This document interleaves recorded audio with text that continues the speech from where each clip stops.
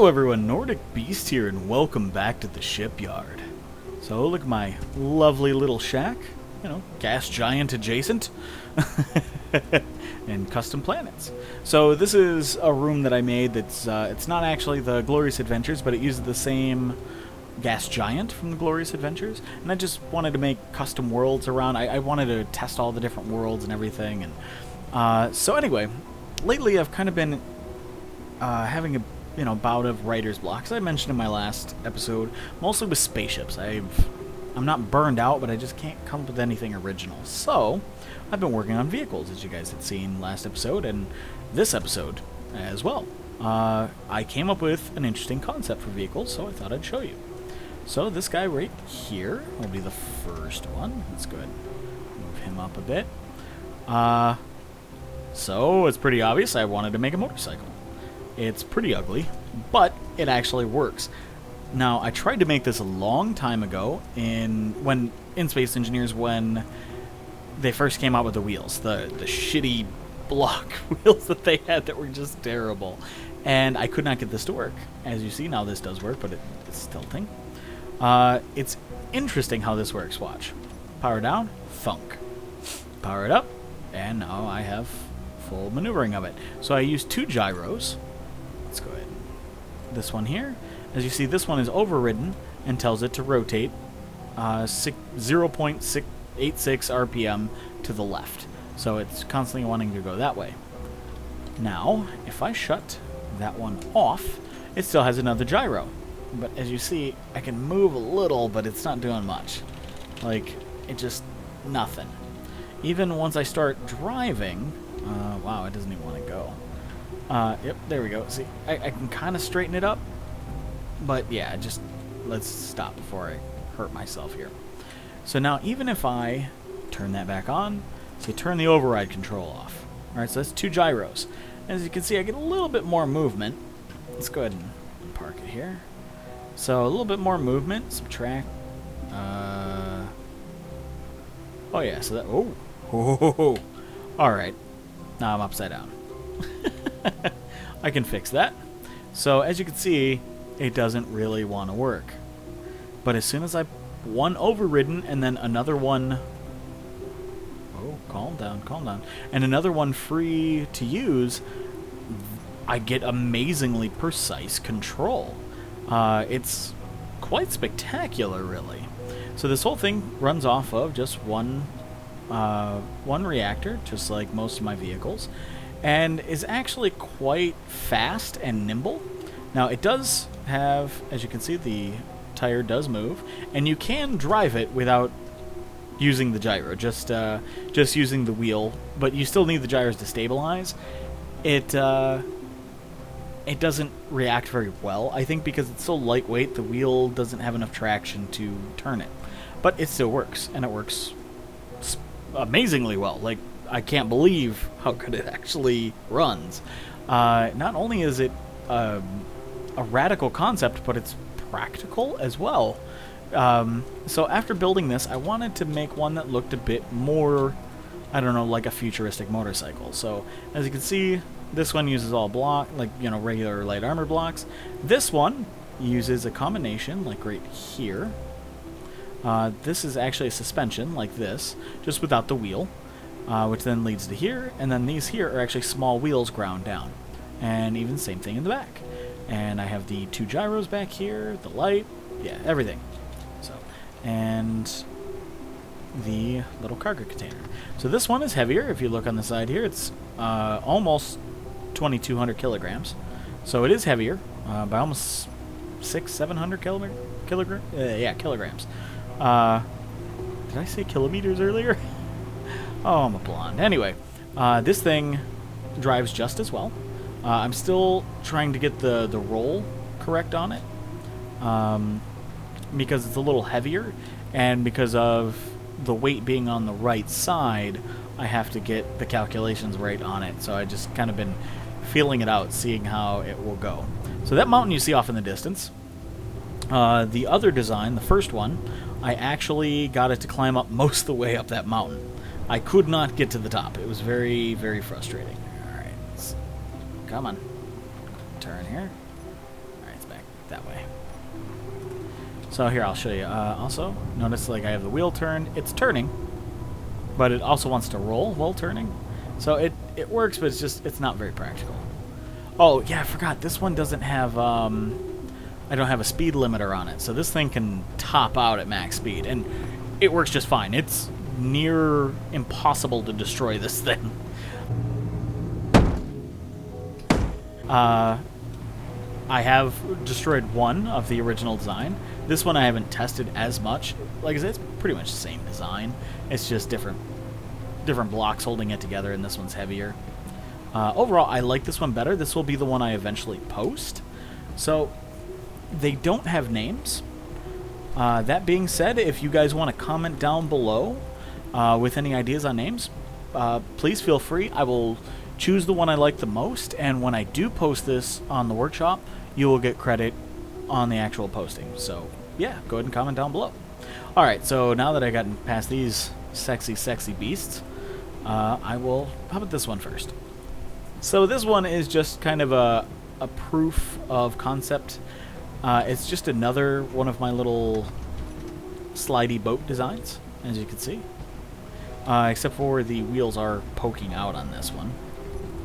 But what happened was... Let's go ahead and spectate out here.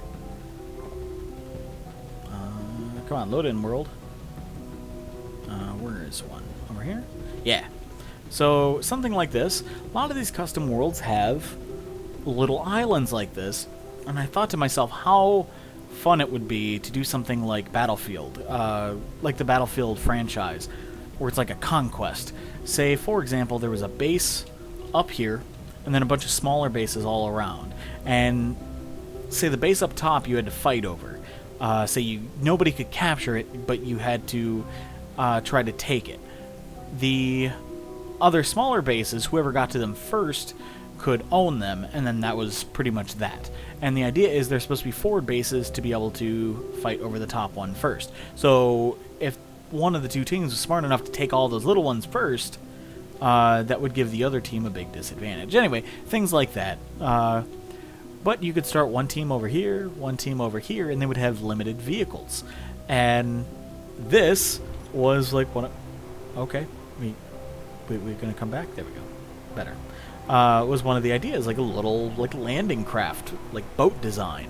So no weapons, it can just carry a couple of troops. Just to get you from point A to point B.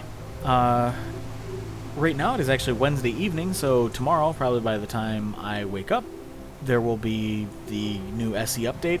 Hopefully, if it doesn't screw up the game too much, maybe I can get a couple of the guys together, and maybe we could even use this custom world to build like a map like that. Maybe I'll do a small world, and in fact, we could even, you know, build like those little bases modularly. Close enough. Anyway, and we could do different worlds and things like that, different gravities, different atmospheres, and all that, and we could all come up with different vehicles and be able to post the maps. So maybe I can get a couple of the guys together tomorrow for recording for that. Now, one of the things I did notice about small ships, let's go ahead and boom. Oh, come on. I'm going to go ahead and drop in. Turn that off. You notice I'm just kind of stuck on the back. You can't really walk around on small ships while they're moving. And I can't even get up there. Oh, you're going to fall? Oh, you tough little bastard. Yeah, so I kind of don't like that. Like, you keep sliding. Like, there ain't nothing you can do. So that kind of sucks for small ships, for vehicles like this. So you can't have a small ship boat design like this and be able to walk around in it. You need a large ship for that. So that's a little disappointing, but, you know, whatever. It's not that big a deal. Alright, let's go ahead and stop here. I was hitting the space bar like it was going to stop. Alright, so next up, this actually involves Boris's requirements for a vehicle that I talked about last episode. So he did use my NID car, at least I think he did. But I had already posted it to him, and I liked the concept of what he was asking for, a light vehicle that could cover some pretty hefty terrain It could carry cargo, passengers, that kind of thing. Now, for me personally, I wanted to design one without a gyro. I may still put a gyro in this design, but currently it does not have one. So, as you can see, it's... Hold on, let me check my settings real quick. So much better. There we go. Now I'm not flying around. Because of the vehicle's lightweight, as you can see, actually I can crawl up some pretty steep terrain. This thing is actually limited to 100 kilometers an hour. It can go faster, but without a gyro, you want to be careful clearing these hills. So,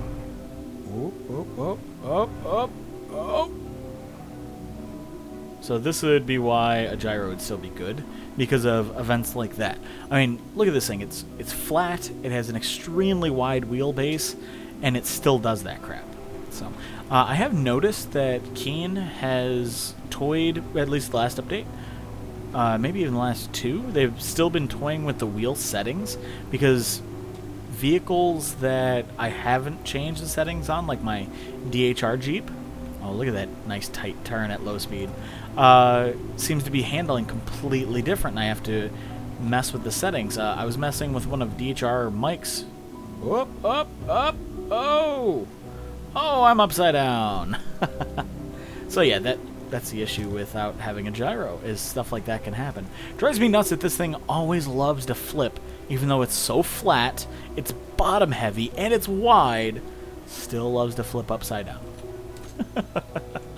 So, yeah, like I said, I'll probably still have to put a gyro in the damn thing. Anyway, yeah, I was messing with one of DHR Mike's big, giant rover vehicles that he's made, and now it bounces and slides all over the place, and his previous settings for it were fantastic. So it seems like they're still at least trying to update and fix the wheels, and they're actually working really, really well. And I watched one of Wasted Space's videos the other day, yesterday, or the day before. I think it was yesterday. Anyway, and he made a mobile respawn vehicle out of small and large ship blocks together, which is really cool. It's a nice hybrid vehicle. Anyway, his was bouncing around everywhere, and eventually the wheels popped off, and it was just a random event. Now, this hasn't happened to me yet, but, like, it's one of those things where when you're bouncing around so much, sometimes, yeah, the wheels just, whee, off they go, and that seems to be something else that has happened. So keep that in mind when designing ground vehicles. So, this one here also does not have a name. And so let's go ahead and be smart about this. Let's go ahead and... Boop. Come on. Yeah, there we go. Alright. So that should be much more survivable now. And let's go ahead and blueprint it. Boop. Alright. So, like I said, this one doesn't have a name either. So please feel free to comment down below if you have any ideas for it. And... same criteria with this. Whatever name I pick, I will go ahead and put in the description in the workshop post, and you guys will get credit for the name. So yeah, that's pretty much what I've been working on lately. So I'm still going to make my mod episode. I have not forgotten about that. But tomorrow, if I can get them together, Lacarthian built something that is magnificent. So if I can get him, and if I can get Lord Wiseman tomorrow, I would like to show Lord Wiseman's whale shark. He's kind of been a little disheartened with it. Like, he keeps trying to finish the interior and things like that, but it's a very big ship, takes a long time. You can get quite bored doing that. You know, same thing with me. The large ships I've been making lately, sometimes those interiors take forever, like the Thor. So if I can get the two together, I'd like to show both in one big fun shipyard episode together. So... yep, that's pretty much what I have on the criteria for now. And if you guys enjoyed, please hit that like button. And I will see you guys next time.